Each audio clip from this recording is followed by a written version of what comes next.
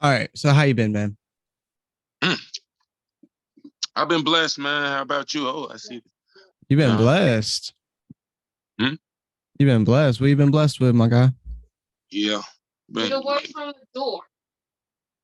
just living life, Happy I got this podcast, you know. It's pretty nice, man. We're gonna definitely move up with this. Just Yeah. give it 6 months of grinding, man. We're gonna be somewhere. But Hmm. just give it 6 months.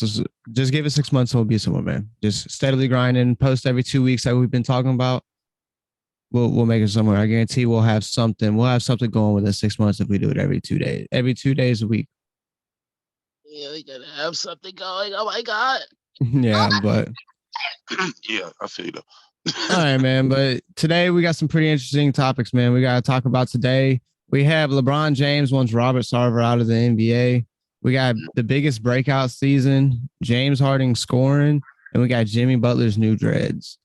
So, without further ado, I'm Cole Alexander, your host today. Welcome to the Hot Takes podcast. I got my star co-host, here today with me, Eli.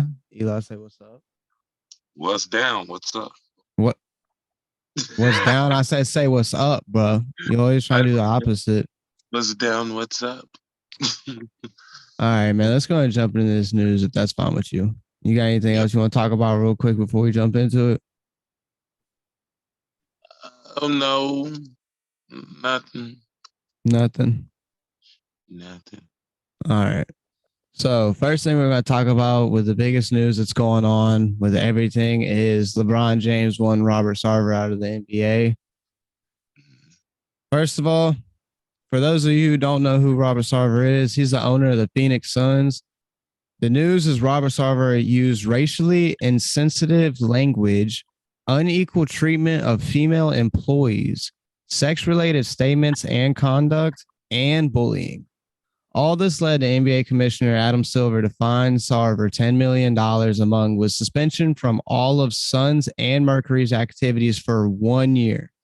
Is this punishment? Do you think this punishment is enough? Adam Silver made a statement claiming he thinks it's a fair punishment. Do you think it is? So you said he banned from 1 year, and so From what he just Mercury and Suns activities. that's it? And $10 million. He got fined $10 million. 10 million? He rich, so it's probably Yeah, probably. yeah. So it's I was thinking that was a whole lot for someone that's like, I didn't know that he was the owner until I read about him. yeah, he'll be all right. He'll be all right. But do you think that's enough, man? Like, it's like fair. At the end of the day, he probably don't care. But like, I feel like it's it's fair. Maybe That's it'll like make him watch out so he doesn't lose his money. But I mean, other than that, 10 million? 10 million? That's a lot, damn. yeah, you know he's gonna care about 10 million. I don't care how much money you have. Like if you're someone who's steadily growing your money or something like that, then you're gonna care about 10 million just having to pop out your bank account. Yeah, you gotta pop it out. You never know. He may not have that much money, you know. I probably have to look at net worth. I I'm don't pretty know sure. his net worth, honestly. I should have looked up his net worth. That would have been a good idea to do. But that's crazy that LeBron James wants Robert Sarver out of the NBA. I honestly wouldn't know what to do in this situation without asking a board around me, which I'm sure Adam Silver probably did. But like, I I want to know what evidence they got that got all this. You know what I mean? How'd they get all this? I want to see that before I made a whole decision on like, oh yeah, I definitely get rid of this dude, or be like, oh, 10 million's enough. Because you never know. 10 million and that 1 year could have not been enough. It could have been a lot worse things that's kept in from us from what we actually know. Which I think they is. Ain't no video surfaced. It's only speculation. So I'm really not gonna go off all their speculation until I've seen something. Yeah. Saying in this day's age, seeing is believing, not hearing, you know. You can hear a lot of things nowadays, but word of mouth, man, is dangerous. But I don't know that 10 million with a 1 year suspension. I know that 1 year suspension is going to kick in because, like, I don't know if he was an owner that was steadily at his games. I did see a lot of pictures of him at his games and stuff like that. I don't know if he was at every single one, I but think I'm pretty sure he was deep into it. I You know, have no idea, man. That would, but like, but to answer your question though, that 10 million hurt. Like yeah, that 10 million had to hurt. he could do anything for a year. You feel me? Yeah. It's like Yeah, a vacation for him, basically, probably. Who knows? Who yeah. knows how it is? Maybe he comes back with a better mindset. Maybe he doesn't. I hope he does. Like he have no Because choice. If it happens again, I feel he's gonna get banned you feel he's forever. going to get banned if it happens again? Yeah, forever Forever. and Well, ever. I hope so. I ain't gonna lie. If it happens again, definitely you can't allow that around you. You I don't can't. know how you'd go about that if you'd give her to the whole Phoenix Suns team as a whole, which would be crazy. Like imagine CP3, Devin Booker, DeAndre Ayton, all just like out of nowhere free agents, like because the team is no longer like how do you think they'd go about that actually? Like that'd be pretty interesting to know if a team could no longer be a team no more. What are they gonna do with those players? Like is it just that simple? Free agency? No, it's not that simple because they're gonna make him step down, and then and then they're gonna like. You It's think like so? yeah, they're gonna make him like if it happens again, they're gonna make him step down, and they're gonna like somebody else is gonna fill that job. But like I'm saying, what if he fights it though, and like somehow through fighting it, he wins to like where they can't just completely like they can't get make him they can't fire him basically from his own from him owning the team. You know what I mean? But Hmm. somehow they're like, you know what? But you can't play for the NBA. Like your team can't play for the NBA. You're gonna have to find a different place. Like what? How do you think that would go about? Like honestly, like do you think all those teams, all those people just go to free agency? Like the coaches, like that's a whole team full of staff. So, do you really think if he stepped down or made him step down, they have to take the team with?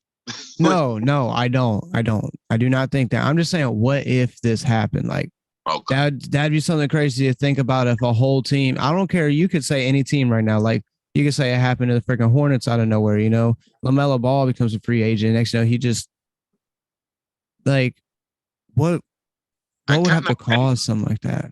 of like in a theory in your head it makes sense, but it don't make sense because if it I goes like know. if everybody free agent, that's like you don't got no team in Charlotte. Who else going to relocate open?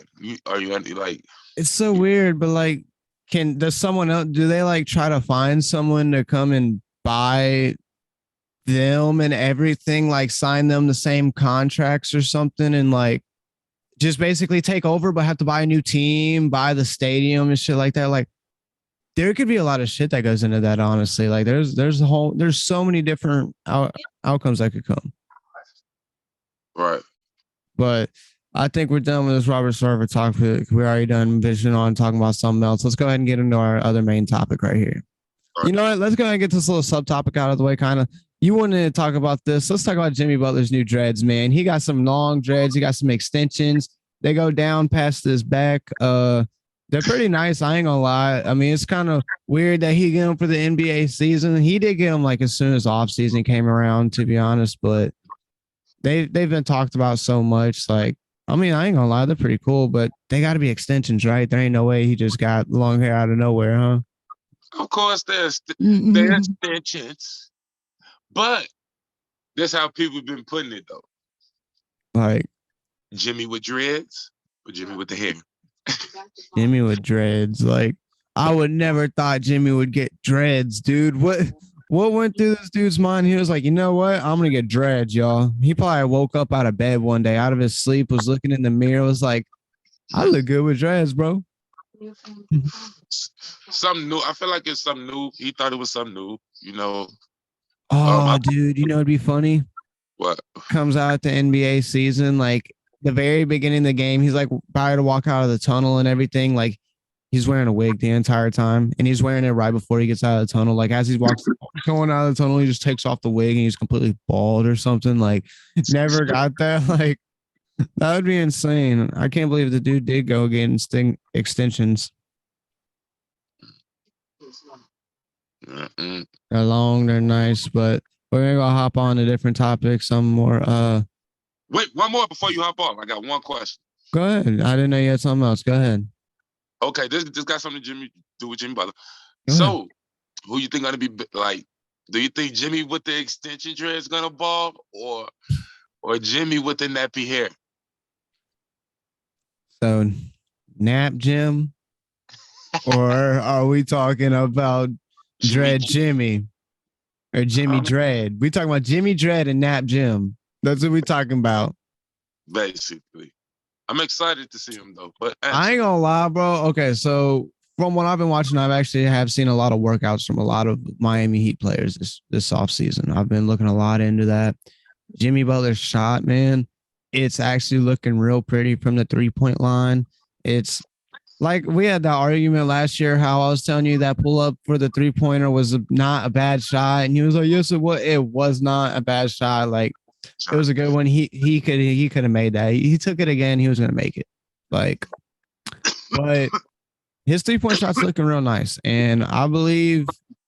As soon as he came out of that freaking stadium, dude, he wasn't even 2 blocks down the road. He asked his agent, "What do I need to do to get better?" Yeah, I don't know if it was his agent. I can't remember exactly. I'm pretty sure. I'm like 85% positive. Don't quote me on it. That it was his agent that he asked, and he was like, "Man." No one said what the agent said back. I didn't see what the agent said back, but I believe it was probably 3-point shooting, man. Like, if he could at least be a good catch and shoot standing 3-point percentage, he helps the offense already just by doing that. You know what I mean? And this going on before we even had the podcast, you was like, I think if he got a consistent, 34, maybe 35, 3-point shot, that'll make him a superstar. Whoa, he's already a superstar. We're not going back to this right here. And that's what you said. He's already a superstar. Just wait till we get off the audience up. And then I know it's going to be crazy, but dude, I literally asked you this too. And I was like, so do you have to have a 3-point shot to be a superstar? And he was like, well, no. And I was like, all right, then. So why is Jimmy Butler not a superstar? Just in his case. In his case, dude, superstars literally come to the fucking board whenever it's time to. He has showed up in these playoffs for the Miami Heat every time in the playoffs. Like literally, he's had his little rough games or whatever. But remember, no one out there is playing 100%, and they're gonna have their off games. That's why they have their off games in the playoffs, because it is a lot harder and a lot more brutal in the playoffs.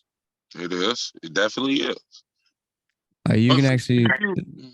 Playoff ball is a lot different than regular season. That's why in the playoffs, he upped his game whenever it mattered, and he was destroying every team that he walked on. Not his 3-point shot. His 3-point shot was better in the playoffs than it was in the regular season, though, and he was pulling it more in the playoffs, and he was making it. He took more in the playoffs? Yes, legit. Look how many attempts he took per game in the playoffs versus regular season. I guarantee you it's more in the playoffs. That dude is shooting the 3 ball. I believe if you give him that shot 3 more times, I think he'll make 1 out of 3. 1 out of 3? Yeah. I mean, you're probably not wrong. That probably is like a 1 out of 3 shot. But if you give him that moment with the same shot, that's a 1 out of 2. Sorry. Jimmy Butler's clutch, and you know he is. Don't lie. So if you give him that moment, it's a 1 out of 2. Yeah, he's clutch, but he ain't that damn clutch to be taking pull-up threes. He ain't that. See, that's why I keep telling you, you don't respect Jimmy Butler. You don't love Jimmy Butler like you did. And you'll always sit here and you'll go back and forth. Talk about, man, I love him. I respect him. He need to come back home. Like, nah, he ain't coming home to y'all. Do you see how y'all disrespect him? He wanted to pull up. You had enough time. It's like like ways he could have took that shot that at least probably make it easy to take. What you pulling up for like that? They was backing up to win the game. Did you see how it went? He literally grabbed the ball and was running all the way fully down the court. Like, so he couldn't slow down a little bit, set his feet. He did slow down a little bit and set his feet, and he pulled up. He pulled up and rised. He was happy with the shot. His teammates was happy with the shot. They said go for the win. The teammates told him to go for the win. That's the shot that he took. He listened to his teammates. You know, it's not like he did the wrong thing at the end of the day. No, I just think he took the wrong shot. But it's nothing wrong. Man, I guarantee if you was playing with Jimmy Butler, you'd probably have a whole different understanding. Like if he was on the same team, you'd probably be sitting there like, bro, you're God. Like that would probably be you. But now since you're just seeing him on a little TV screen, you're like, man, boy, I got a 60. What are you talking? Look, I got a 60. What I'm saying is, it's like, what are you saying? I would have told him, like, you could put up for that too. We could have won in overtime and probably won it. That's all I'm saying. I want to win. That's understandable. It's understandable. What he did too is understandable. You feel me? I'm just saying, me. I'm telling you. And that's the coach. You feel me? Yeah. But I mean, I'm happy he went for this shot. I'm pretty sure there's a lot of Miami fans that probably isn't happy that he went with the shot, but there's probably still a lot that are. And just like what he said in the interview that he'll take that shot, I'll take that shot too. Just like he said. But man, do you have any more questions with me on this Jimmy Butler stuff? Or you just trying to rattle my tank some more? We can move on. We can move on. You sure? It looks like you got something you want to say real quick. Hope everybody have a blessed day. That's it. Hope everybody have a blessed day. You hear that? Yeah. Well, let's go ahead and talk about some young stars in the NBA, huh? Ding, ding, ding, ding, ding, ding, ding, ding. There's Luka, Trae Young, Ja Morant, Jason Tatum, Zion Williamson, Devin Booker, Anthony Edwards, and so many other great young players out there today. But I want to know what sophomore NBA player this season will have the biggest breakout season. So sophomore, they're going to be sophomore this year. So rookies last year, that's going to be sophomore this year. Yeah. So we're talking about rookies or players? No, NBA players are going to be sophomore this season. Okay, I got you. This was your question. You should know. You should know. This was your question. Okay. Of course, I'm going with Cade. I want to have Cade. You going with Cade? I'm going with Cade to have the biggest impact. Yes. The biggest impact or the biggest jump in like stat wise? The biggest impact and jump in stats. Biggest impact and jump in stats? They coming. Yep. Okay, that's very understandable. I can understand that. You watch him in college or anything like that?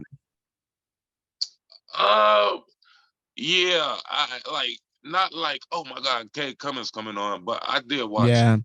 He wasn't that flashy type. You feel me? It's understandable. Yeah, in college he played in every position. He was a good player in college.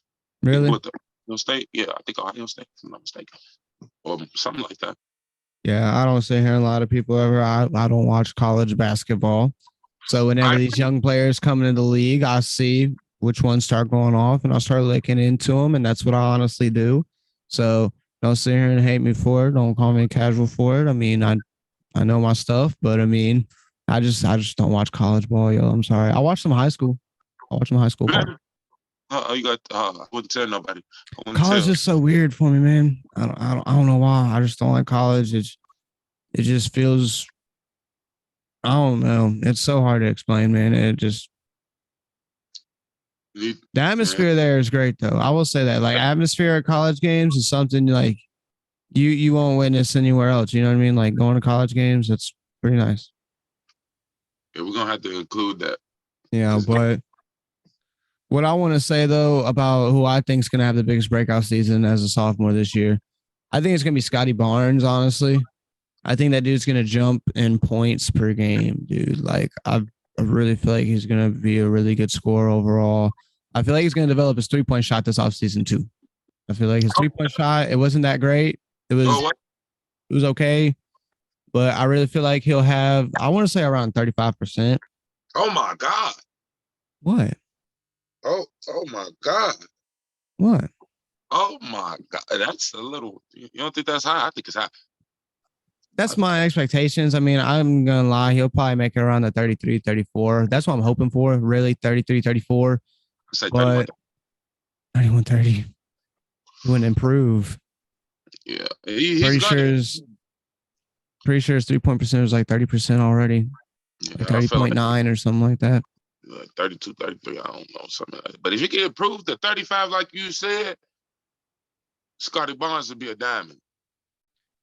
He's gonna do something if he does that for sure. Like, I really hope he can. I really believe in him, man. Like, Cade Cunningham, though, I do believe he's gonna make a jump. I just feel like Scotty Barnes is gonna make a better jump. And I do feel like Cade Cunningham over through the seasons is going to end up being better though, because he has really good passing. He is really good. Has really good height for the point guard position. Overall good defender. He literally has everything that you could ask for. You know what I mean? He already has a good 3-point shot.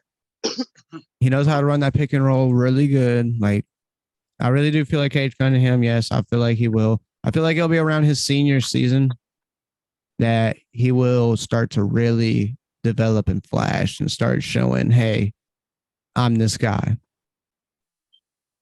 Okay. Scotty Barnes, I really feel like he's going to have a big jump this season. And then, to be honest, the next season, I feel like he'll be kind of flat. Then he'll make a little mini jump on his junior season. I mean, on his senior season. Because it's going to be good.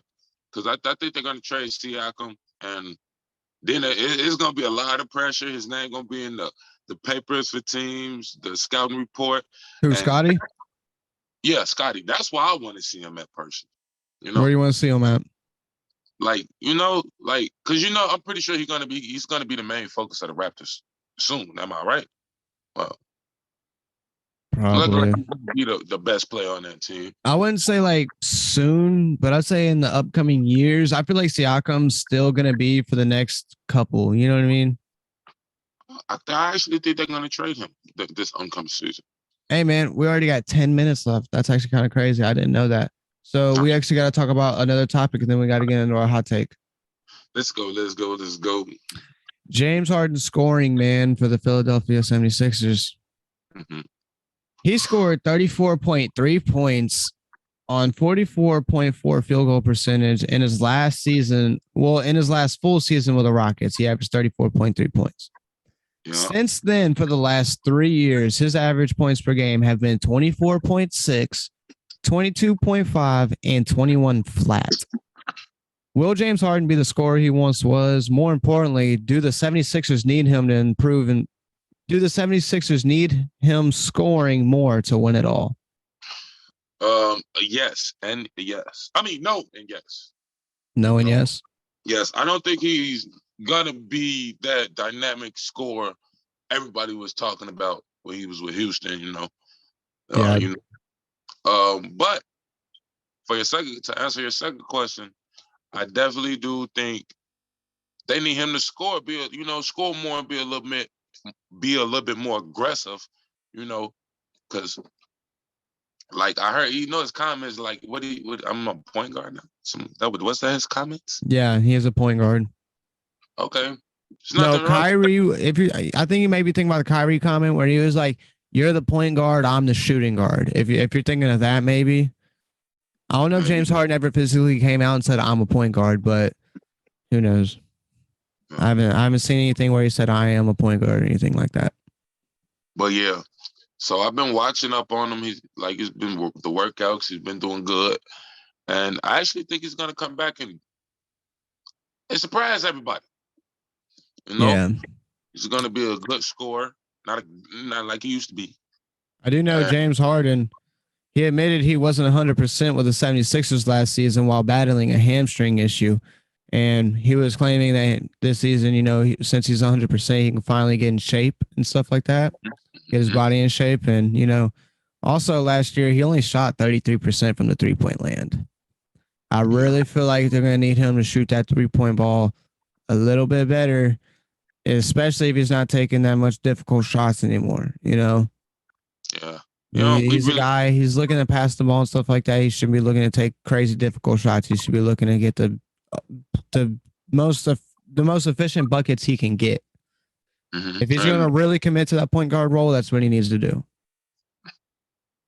Look, I think it's like when he get in shape, I don't even think we won't even be having a bad conversation. You know how James Harden come in one season fat. And then we got one more minute on this topic. And he'll come in balling. So to cover this up, I think he in shape. He's gonna have a good year, good year, and yeah, we're gonna see what the Philadelphia do. Okay. Well, I definitely think I do think if he's not lying about him not being 100% with the 76ers, then I do at least expect his points per game to go up some. But if that was just some stud or something like that where he was just trying to pull a slick one, then I don't expect anything to go close. I expect him to stay exactly where he is. 3-point percentage. It's so hard to tell with James Harden because we don't know if he's going to be sitting there taking step back threes all the time whenever he has the ball this year. We don't know if he's going to be sitting there more committed to the point guard this year. So more committed to the point guard. I think the 3-point percentage will go up. If he's still sitting there trying to be a scoring point guard like he's been, I believe the 3-point percentage will stay exactly where it is. Yes, but all right, let's go and get into our hot take. We got 5 minutes to talk about this topic before it completely kicks us out. So, what does it take to be an NBA superstar in today's league? Since we were already talking about it earlier, that's perfect. What is the hot take? What does it take, Eli, to be an NBA superstar in today's league? What does it take? Because I already know what it takes. Do you? What is it? What do you think it takes? Willed. Strength. Team. Determined. And like. What do you got to do on the court? What do you got to do on the court? We're not just talking about off the court stuff. Of course, on the court, like you have to work. Like you have to work. Work. You know, you're thinking at this in a different way than I am. Look, let me give you my answer real quick. Yeah. What I think it takes to make an NBA superstar in today's league, they have to be consistent. They can have games every now and then throughout the season, like 2 to 3, maybe 3 or 4 times where they're off or something like that, where it's like just bad games. They're just like, oh, not feeling themselves, you know. But every game they come in, they still need to be effective. Like I'm telling you, effective in an actual good, positive way. Even know how to be effective on their bad days, like Curry can be, like Giannis can be, like Jimmy Butler can be, DeMar DeRozan, like crazy people like that. You know what I mean?